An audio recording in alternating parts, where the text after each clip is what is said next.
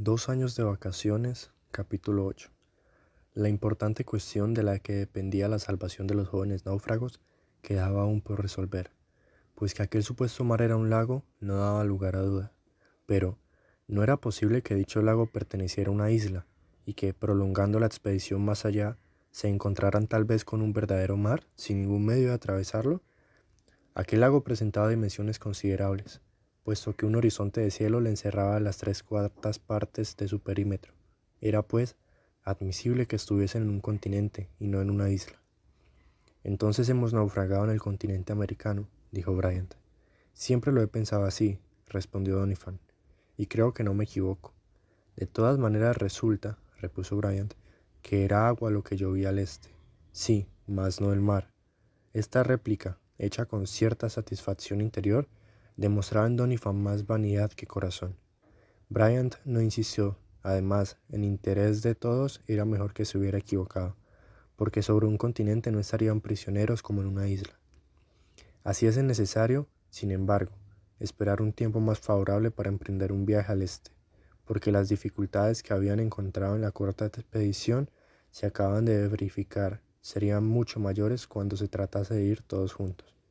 Empezaba el mes de abril, y sabido que es el invierno, en la zona austral se presenta mucho más precoz que en la boreal. No podían ponerse en camino, basta la primavera, y sin embargo, la estancia en aquella bahía de oeste, sin cesar castigada por los vientos de mar, no tenía nada de agradable, y se verían en la precisión de abandonar el buque antes de terminar el mes. Así es que, puesto que Gordon y Brian no habían podido encontrar ningún refugio en el basamento occidental del acantilado, era necesario ver si podían establecerse en mejores condiciones por el lado del lago. Esta nueva exploración se imponía, aunque ocasionase un retraso de un día o dos. Gordon experimentaría sin duda viva inquietud, pero Brian y Doniphan no titubearon. En atención a que tenían provisiones para 48 horas aún, y como nada anunciaba un cambio atmosférico, decidiéronse bajar hacia el sur, costeando aquella inmensa laguna. Otro motivo, además, les inducía a llevar más lejos sus indagaciones. Aquella parte del territorio había sido habitada, o a lo menos frecuentada por indígenas, como lo daban a entender la calzada del riachuelo y la cabaña, cuya construcción denotaba la presencia de hombre en una época más o menos reciente. Tal vez otros indicios les darían a conocer que, si no indígenas, algún náufrago había vivido allí, como ellos, hasta llegar a alguna ciudad del continente, y esto bien merecía la pena de prolongar la exploración de aquella costa. La cuestión, pues, consistía en determinar si debían dirigirse hacia el sur o el norte, pero como yendo al sur se aproximaban al Sluggy, resolvieron andar por aquella dirección. A las 8:30 se pusieron en marcha, por la llanura cubierta de dunas llenas de hierbas.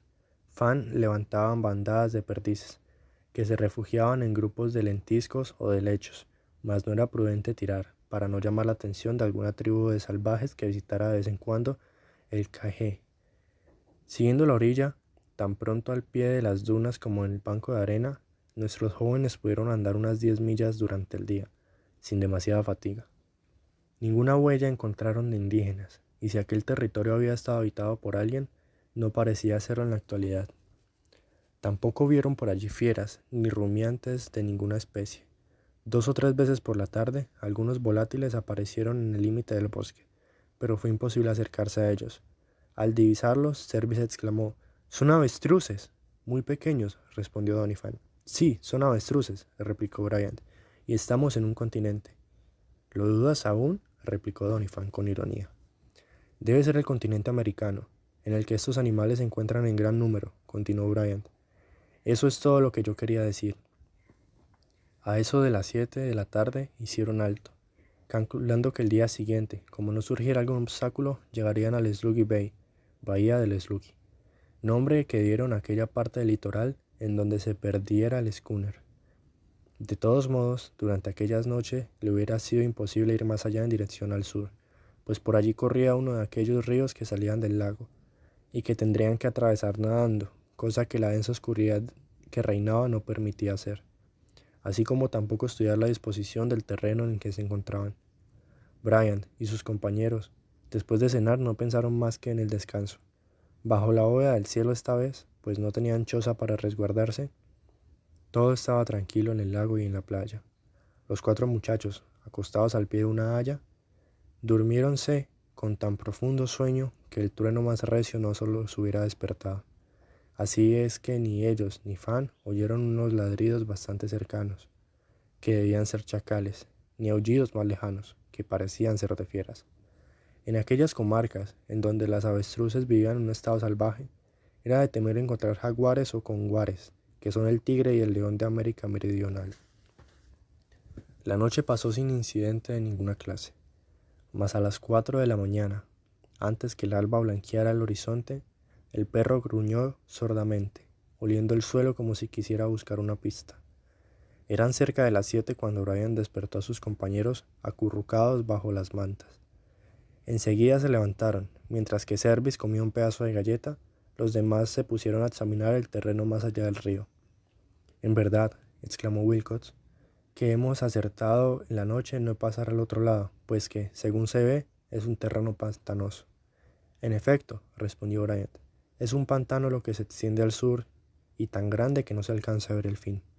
«Mirad», exclamó Doniphan, «cuántos patos, cercetas y chocas revolotean en su superficie.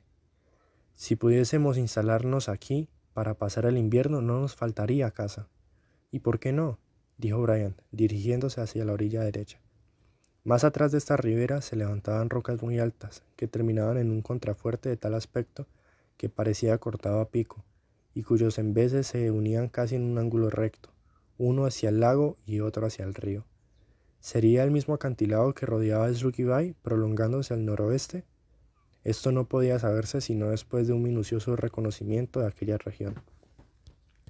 En cuanto al río, su orilla derecha, con anchura de unos 20 pies, seguía a la base de las rocas, y la izquierda era tan baja que apenas se distinguían cortes aguasales y barrancos de esa llanura pantanosa que se desarrollaba hasta perderse la vista al sur.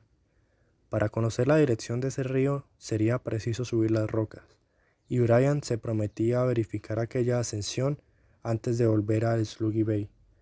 Se trataba en primer lugar de examinar el punto en el que las aguas del lago se vertían en el lecho del río, que si bien no medía en el sitio en que ellos se encontraban sino 40 pies de latitud, debía ensanchar mucho más que en su embocadura, así como también recibir quizá algún afluente, bien de los pantanos o tal vez de la meseta superior. «Venid aquí, mirad», exclamó Wilcox, en el momento en que llegaba al pie del contrafuerte. Lo que llamaba su atención era un amontonamiento de piedras formado, colocadas del mismo modo que las de la calzada del arroyo. «Ya no cabe duda», dijo Bryant. «No», respondió Doniphan, enseñando restos de madera en el extremo del dique. En esos restos habían pertenecido al casco una embarcación, y se veía entre otros pedazos uno medio podrido y cubierto de musgo, del que pendía una argolla de hierro carcomida por la herrumbre, indicando bien a las claras, por su curva, que eran parte de la roda. Una argolla», exclamó Service, y todos inmóviles miraban alrededor, creyendo que iban a aparecer el hombre que se había servido de aquella canoa y levantando aquel dique. Pero vana esperanza. Muchos años habían pasado desde que aquella embarcación había sido abandonada en la orilla del río. El hombre que se sirvió de ella había vuelto tal vez a su patria, o se había pagado su vida en aquella tierra, lejos de todo socorro. Más era de ver la emoción que hubo de apoderarse de nuestros jóvenes ante tales testimonios de una intervención humana de la que no podían dudar.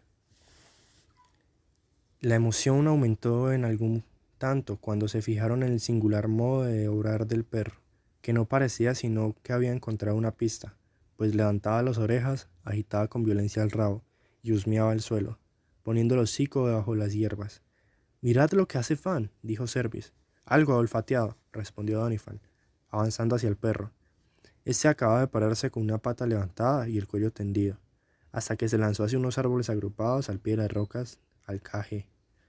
Brian y sus compañeros lo siguieron, y algunos instantes después se detenían ante una vieja haya, en cuya corteza estaban grabadas 2 letras y una fecha, dispuestas de ese modo: F.B. 1807. Nuestros jóvenes expedicionarios se hubieran quedado mucho tiempo mudos e inmóviles ante aquella inscripción si Fan volviendo sobre sus pasos, no hubiera desaparecido en el ángulo del contrafuerte. «¡Aquí, Fan! ¡Aquí!», gritó Bryant. El perro no volvió, pero continuaban oyéndose sus ladridos precipitados. «Atención», dijo Bryant, «no nos separemos, y estemos alertas, porque algo extraordinario le sucede al perro». Era preciso, en efecto, obrar con mucha circunspección, porque era posible que se hallase allí una tribu de esos indios feroces que infestan las pampas del sur de América. Los pobres náufragos del Sduggy, con las escopetas armadas, los revólveres en mano y prontos a defenderse, echaron a andar y dando vuelta al contrafuerte, se deslizaron por el ribazo del río. No bien anduvieron 20 pasos cuando Doniphan se bajó para recoger un objeto que había en el suelo. Era una azada, cuyo mango estaba medio podrido. Una azada fabricada en América o en Europa, y no por salvajes de la Polinesia. Lo mismo que la argolla de la embarcación estaba completamente oxidada y no cabía duda que hacía muchos años que se hallaban en aquel sitio.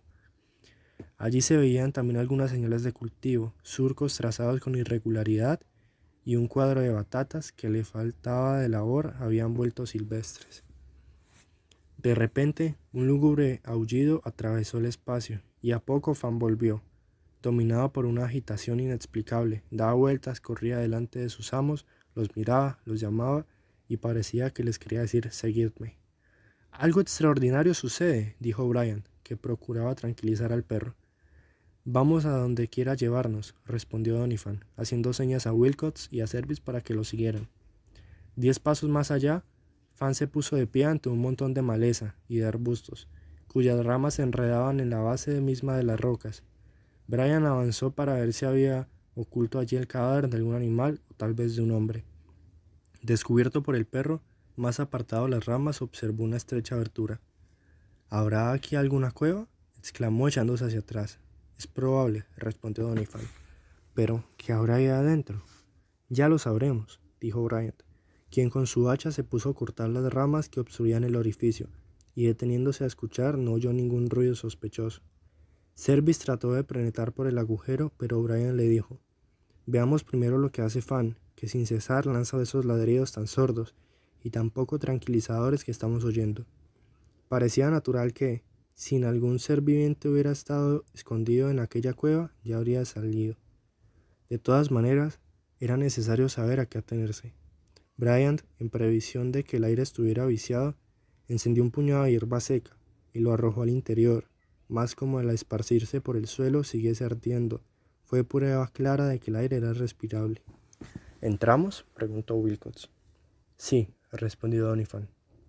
«Esperad un poco para que veamos», dijo Bryant, y cortando una rama resinosa de uno de los pinos que crecían a orillas del río, la encendió, y seguido de sus compañeros se deslizó por entre la maleza.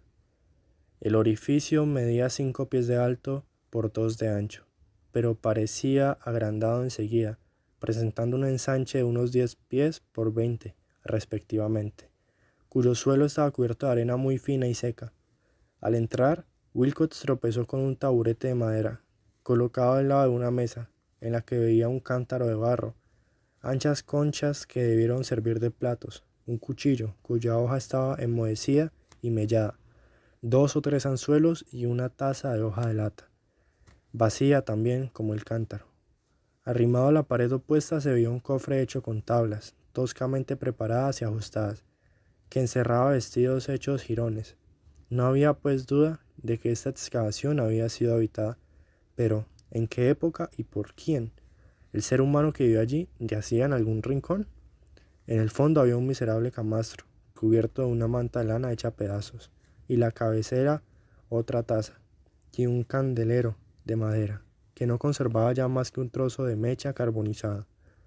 Nuestros muchachos se echaron hacia atrás, pensando que aquella manta ocultaba un cadáver, pero por fin Bryant, más resuelto que los otros y venciendo su repugnancia, la levantó. No había nada. Un instante después salieron vivamente impresionados, uniéndose a Fan, que no dejaba de aullar. Bajaron entonces por el ribazo del río, y a unos cuantos pasos se detuvieron bruscamente. Un sentimiento de horror les clavó en su sitio. Allí, entre raíces de un haya, yacían los restos de un esqueleto. «Aquí, en este sitio», dijo Bryant, «vino a morir el desgraciado habitante de esa cueva, en donde vivió sin duda muchos años, y ese silvestre abrigo del que había hecho su morada Ni siquiera le sirvió de tumba.